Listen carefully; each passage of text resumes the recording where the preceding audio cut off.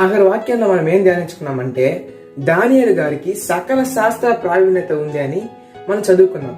అసలు సకల శాస్త్ర ప్రావీణ్యత అంటే ఏంటంటే, అసలు ఈ ప్రపంచంలో ఎన్ని శాస్త్రాలు ఉన్నాయో, అర్థశాస్త్రం, జ్ఞాన శాస్త్రం, అనేకమైన శాస్త్రాలు, గణిత శాస్త్రం మనం చెప్పుకుంటే అసలు వాడికి పేర్లు కూడా చెప్పడానికి కూడా గొప్ప శాస్త్రాలు అనేకమైన ఉన్నాయి. ఖగోళ శాస్త్రం, భూగోళ శాస్త్రం, హిస్టరీ, అనేకమైన జ్ఞానాలు ఉన్నాయి. ఇవన్నీ కూడా దేవుడు శద్రకు, మేషకు, అబేద్నెగోలు, దానియేలుకు అనుగ్రహించాడు. ఎందుకంటే వాళ్ళు దేవుని యందు భయభక్తులు కలిగిన వారు కాబట్టి. కొంతమంది ఇబ్బంది పడుతూ ఉంటారు, నాకు మ్యాథ్స్ అర్థం కావట్లేదు, నాకు హిందీ అర్థం కావట్లేదు, నాకు ఫిజిక్స్ అర్థం కావట్లేదని. ప్రియ మిత్రులారా, నువ్వు కానీ భయభక్తులు కలిగి ఉంటే, నువ్వు కానీ జ్ఞానం కలిగి ఉంటే, ఆ మ్యాథ్స్ నీ బుర్రలోకి దూరిపోతుంది, ఆ ఫిజిక్స్ నీ నోటి నుండి వస్తుంది, ఆ కెమిస్ట్రీ నీ జ్ఞానానికి మించినంతగా నీకు దేవుడు అనుగ్రహిస్తాడు. కాబట్టి